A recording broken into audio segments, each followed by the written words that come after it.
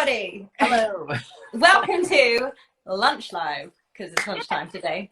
And on a Monday for a change. So we thought we'd mix things up. I think it's easier for people to join in the week. So thank you so much for joining us. I can see you guys jumping on. Hey, Fletcher. Hello. Linda, hi. So today we are talking self-confidence, which is totally my area. I love talking about this. But yeah, I know that we've both got, both Sam and I have got stories there. And, you know, I think for me, it's, you know, there's been a lot of, I've not always been a confident person at all. And a lot of it was related to body image. That's something that I really struggled with, from comments that people have made in my past, you know, kids sort of saying stuff. And I think that's kind of goes back to beliefs, doesn't it? That knocks our confidence and we kind of carry that forward. But also more probably relevant now is imposter syndrome. Like that is real. And that is something I don't think ever like fully goes away. It's just managing that and battling with it. So yeah, I'm battling with confidence myself all the time, even though I coach in it. Mm-hmm. What about you, Sam? What's kind of the confidence issues in the past and the present for you? Same. It was very much for me being bullied as a kid, and like you say, taking them beliefs forward to then how you then act and behave on those beliefs. And that's where a lot of my eating disorders came from, believing that what other people were telling me was true and believing I was never good enough. And I think to some essence as well, an element of parenting came into that for me. I'd probably say with my dad never feeling like I was good enough.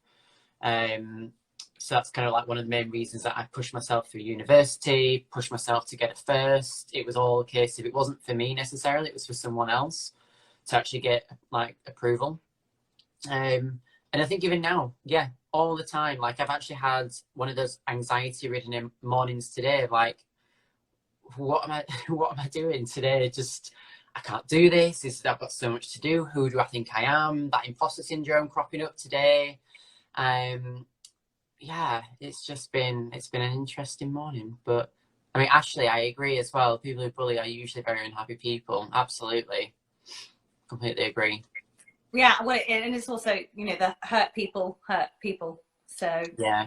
And if you have been bullied, you often end up bullying as well on the other end. Mm-hmm. And I don't know, it's difficult, isn't it? And it's all part of growing up. But I think when we don't have sort of a thick enough skin, particularly when we're younger, you know, some of those comments get taken on board. And I think that's a lot of where the sort of stuff comes from later on, which is why it's so important. I find it so useful to go back and look at where things are stemming from when you're feeling uncomfortable, when you're feeling anxious, when you're not feeling confident. Where is that actually stemming from, and kind of tracing it all the way back. I mean, I had comments. Yeah, I got bullied for my weight as well. I was a bit of a tomboy as a kid. I'd be playing out on the green, rugby with the boys. I'd grease my hair back. I'd be in big baggy trousers and big t-shirts. And also that was because I wasn't a skinny child. And I'm not built that way. I'm just not built to be skinny. And also pale as well. I can remember, and I was probably about 15, some random person sitting outside a pub made a comment. I didn't know them.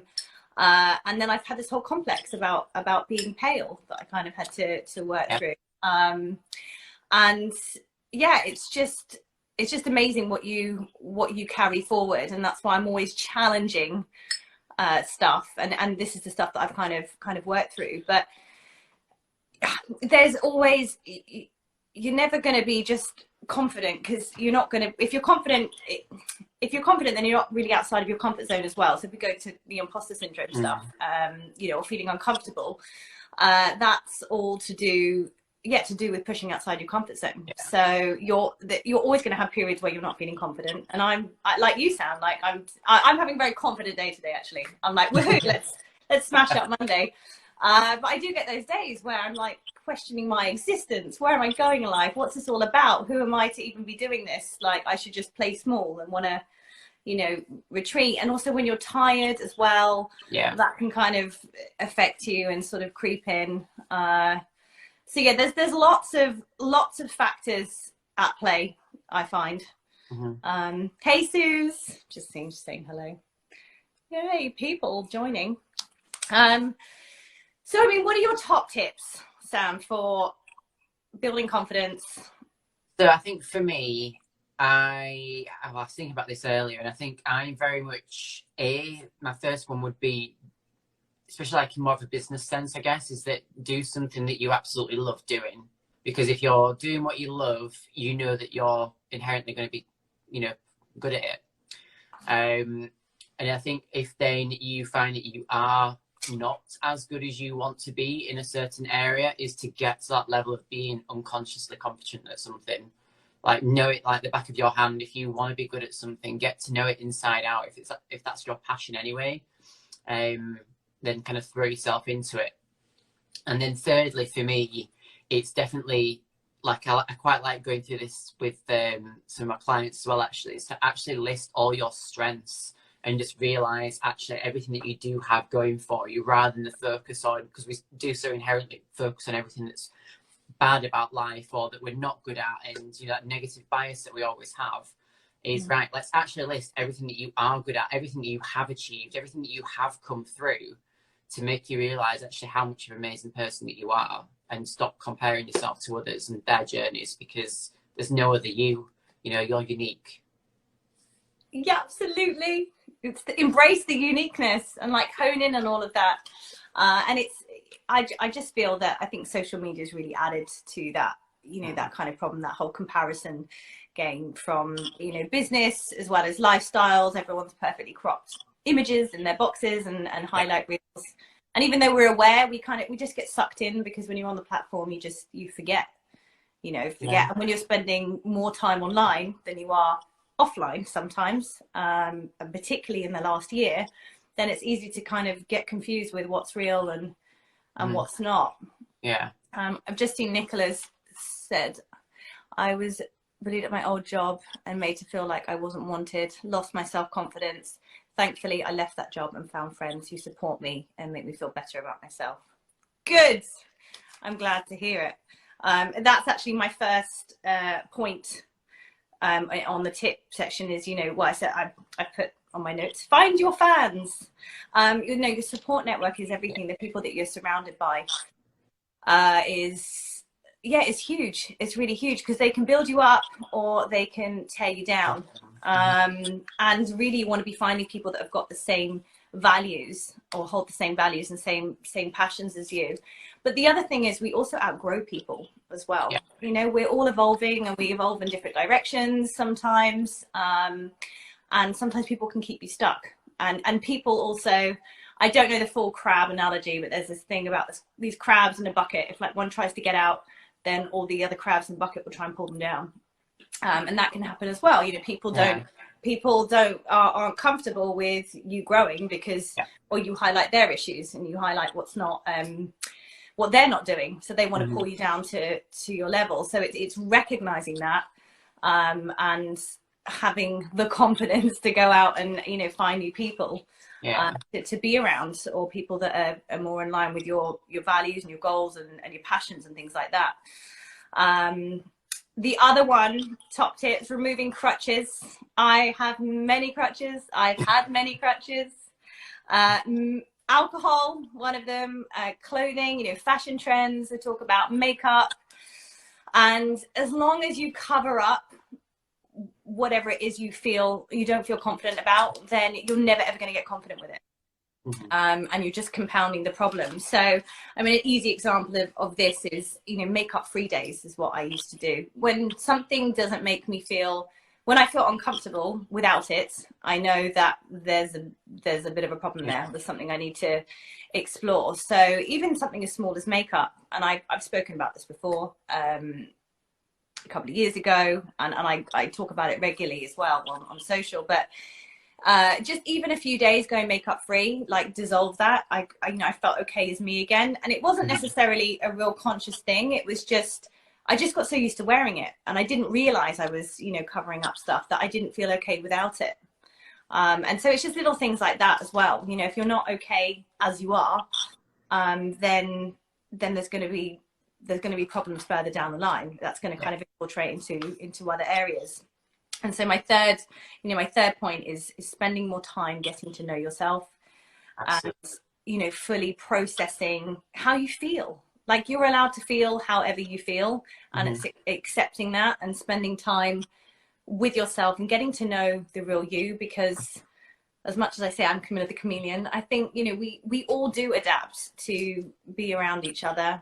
You know, even if you go back to school, God, the amount of trends I went on of like glam and gothic and grunge phases, and you know, it's kind of to fit in, we you know, we do adapt, and we change our you know, our whole demeanor, and you know, we'll have this form that we're at work, and then we'll be different around friends. So we're always kind of adapting to people around us. So I think it's so important to spend that time with yourself, and if that's physically, you know, in the mirror, you know, getting to know yourself, but also, you know, tools like journaling and writing, and just processing things that way, and kind of not burying stuff down with, as I say, food, which is well, any form of distraction, right? It's anything that can move you from point of pain to point of pleasure, but not really recognizing what's causing that, which I think so many people have got, especially like say the last 12 months, some people have got used to doing that now, because we're always in that state of, you know, not necessarily being happy with being stuck in the house, and we'll find other things to constantly distract, when sometimes we just need to take that time out away from phones. Even books serve as a distraction, to sit and read something, rather than actually just sit with yourself and just think, you know, be with your thoughts and observe what they are.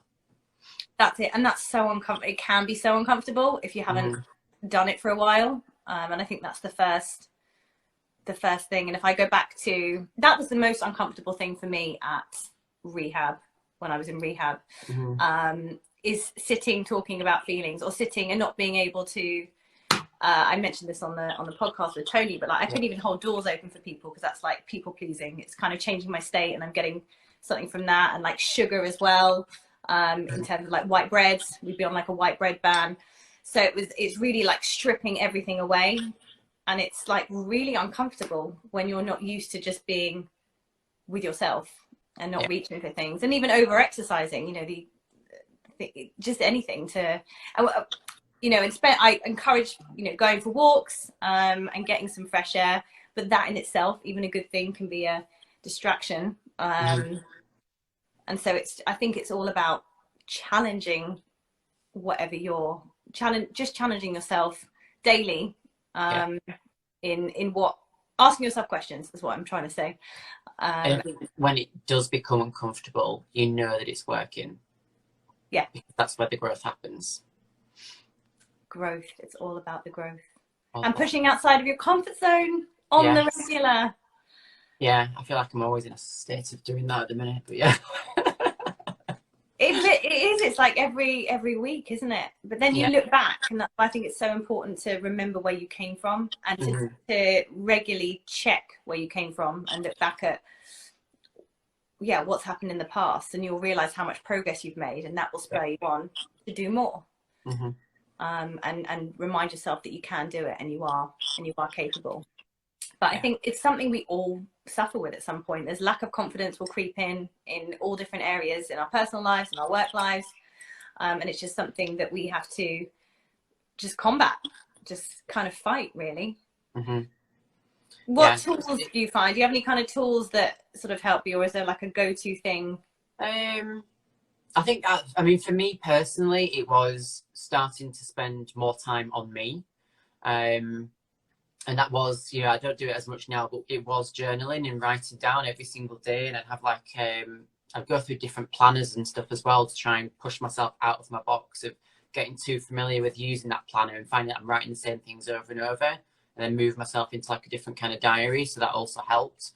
And then it's going through, like I said, just listing exercises of what I am good at, and all the things that I have overcome, the things that I've been through that make me uniquely me, and, you know, the kind of contributing factors that I'm actually quite proud of being unique in, rather than feeling that I've got to, you know, be like everybody else. And you know, sometimes my posts won't always resonate with some people, but I'm actually okay with that now. Like before, I would try to be, you know, posting to try and reach everybody.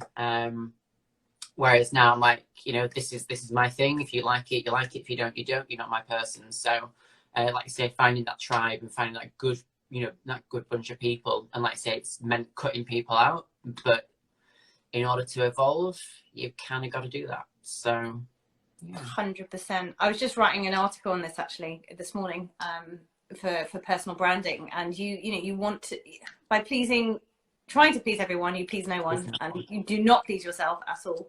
But you want to be polarizing people, because if you're attracting everyone, you're going to waste time and energy, because you're going to attract people and opportunities that aren't right for you, that are never going to work further down the line. So really, it's wasting everybody's time. Yeah. And plus, if you're trying to appeal to the masses, you're not really fully focused on what exactly that thing is. So it's hard to really grow upon that, because you're trying to spread yourself too thin to be, you know, something to everybody.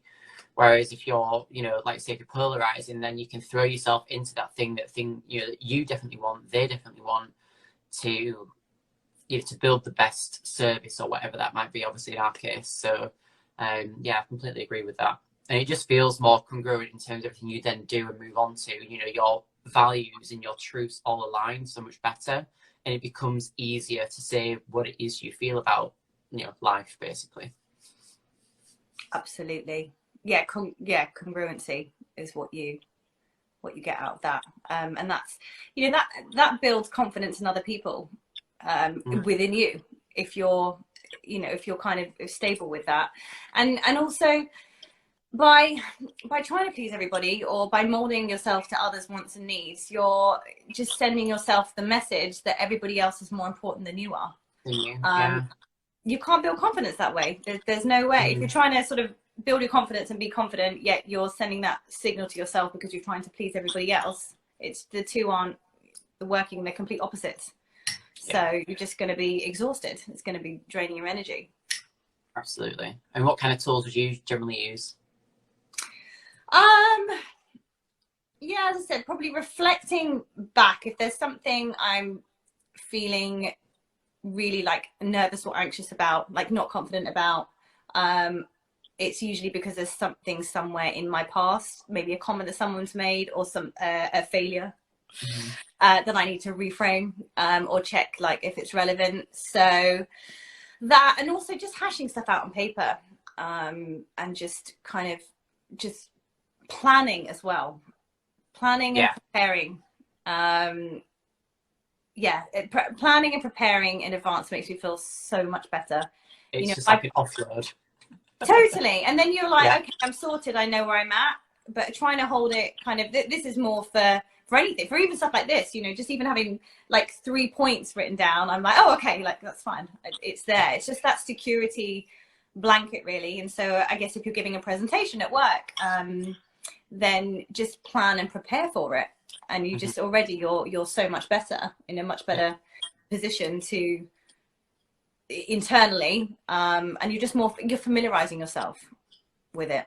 Well, so yeah, I think it becomes that unconscious competence again, you know, to become more fluid in everything that you want to do and say. If you're constantly rehearsing, you know, it gets you into that right frame, using mental rehearsal to actually put you in that right confident position. And imagination as well, the visualization, imagination thing. So that's another tool. Particularly if I've got like something major on the next day, instead of lying in bed going, like, imagine everything going right. Everything's going to go right. Still pops up. Absolutely. Awesome. So, should we leave it there? Do you have anything else to add? We've nipped in time again. We're back on. So to say, we're just on time again. So no, I think if no one's got any questions or anything else they'd like to add, we can end that there. Awesome. And let us know, if you're watching live or you're watching the replay, how this time suits. Obviously it's Monday at 1 p.m, which isn't our usual slot, but we're working out what we're going to be doing going forward anyway. So obviously we love it when you guys join live, and we get some interaction as well. So we want more of you to be here. So any idea on timings at work, is super useful for us. Absolutely. I know. But we'll wish you a fabulous week. It's Monday. Go and smash the week up. Be awesome. Be confident. Yeah. And, be unstoppable. Unstoppable. And if you've got any questions, then you can always reach out to Sam or myself. We'll see you soon. Bye. Bye, everybody.